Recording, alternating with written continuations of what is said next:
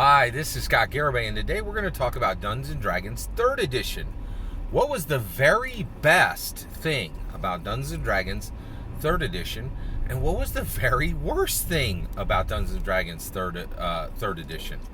Well, I'll tell you right now, the very, very best thing about Dungeons & Dragons 3rd Edition was, without a doubt, it was the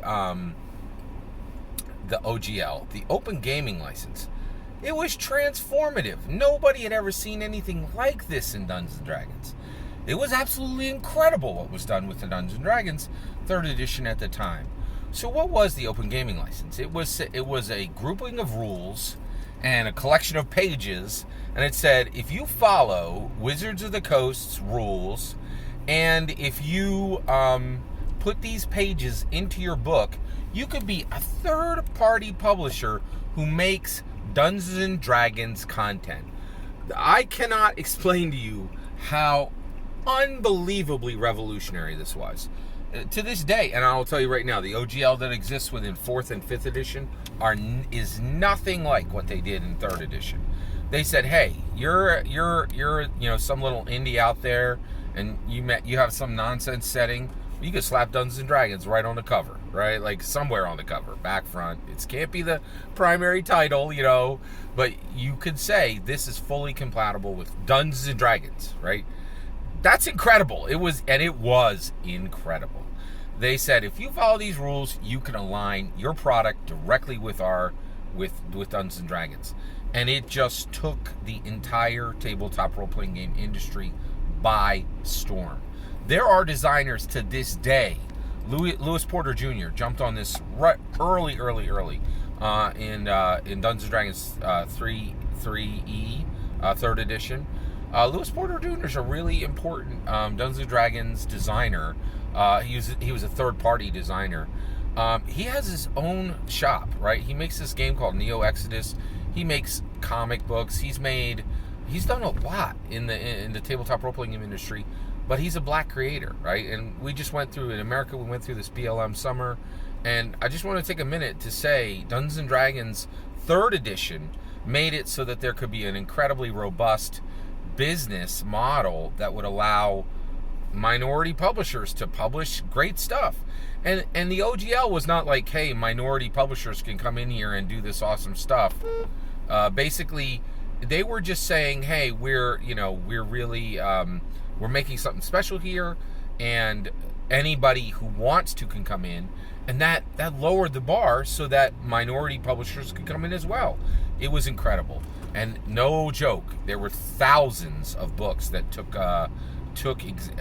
advantage of the Open Gaming License that had been extended to them, and basically Dungeons & Dragons, virtually during the 3rd edition, I'd say 80% of all tabletop role-playing game books were D&D, period, right? It was absolutely incredible. I never saw anything like it. We've never seen the like since, okay? And it was revolutionary. It was generous. It was exciting. It was innovative. It was courageous what Wizards of the Coast did.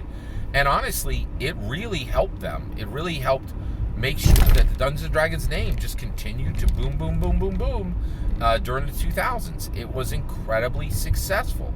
It was 3rd edition was an incredibly successful edition for Dungeons & Dragons, and it is well loved to this day, 3rd edition. And honestly, I'll say, if you go back and you look at those 3rd edition books, one of the things they did, right, is almost all Dungeons & Dragons 5th edition books today are hardback. In 3rd edition, there was softback and there was hardback, right? And there were modules, and there were just dozens of source books. It was incredible. It was absolutely incredible, right? And also, it made things possible like D20 Modern, right? D20 Future. And there were also a ton of games that were outside of the Dungeons & Dragons traditional medieval realm. So the OGL cannot be understated. It was just absolutely incredible how powerful it was, how useful it was, how courageous it was to do. It was a tough business model, and allowing people to come up on your land, right, and build huts, and build small houses, like that's kind of what was happening. So it was the best thing about Dungeons & Dragons 3rd edition. What was the worst thing about Dungeons & Dragons 3rd edition? The OGL! Right? The same thing. It was the best and the worst thing about 3rd edition. So if you notice, the OGL really got snapped back, and it lives as a shriveled shadow version of itself today. 4th edition didn't have it, and 5th edition still doesn't really have an OGL that was as inclusive and inviting and useful as in 3rd edition. It is just a shrunken, shriveled version of what was possible under 3rd edition, right? I think you could do some stuff now under 5th edition, but it's so constrained it barely counts, in my opinion. Yeah, and there really is no 5e OGL. That kind of doesn't exist. Also, just to be clear, I couldn't believe it. Pathfinder 2E still uses the 3E OGL. Can you believe that? Like, that is, I was astounded to understand that. Absolutely incredible. But the worst thing about about 3.5 is the OGL. Why is the OGL the very worst thing about 3.5? Well, it was a great idea, all right? But boy, oh boy, the word splat book was never more true than in 3.5. When you invite all these indies to come in, you get some absolute geniuses who just plunk down the most hardcore, high quality, great art content that adds to what you've done. And that some of that happened for Wizards of the Coast. And then you get a bunch of indie creators who make decent product. And then I would say at the end, in 2007, 2008, at the end, what was being created under the OGL, some of the most useless, nonsense splat books ever created. Very, very bad. And frankly, there was a lot of stuff. There was quite a few, I would say hundreds of books, right? That Dungeons & Dragons is like, our name is next to this thing? Like, this is bad. Like, I am not super happy about this. So, yeah, there's no question. There's some junk that came out under the OGL.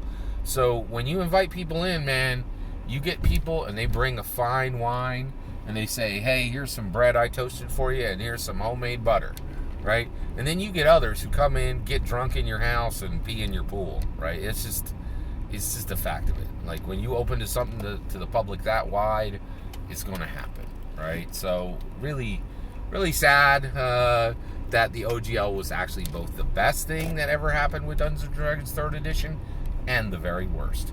That's my opinion. What do you think was the best thing about Dungeons & Dragons 3rd edition and the worst thing about Dungeons & Dragons 3rd edition? I'd love to hear your thoughts. Let me know in the comments below. Or, if you got your own channel, feel free to do a response to this video. That'd be great. I always love those. Also, if you have your own channel, I can do a response to a video that you do. Just make the request right in the comments below. Please consider liking and subscribing and have a wonderful millennium.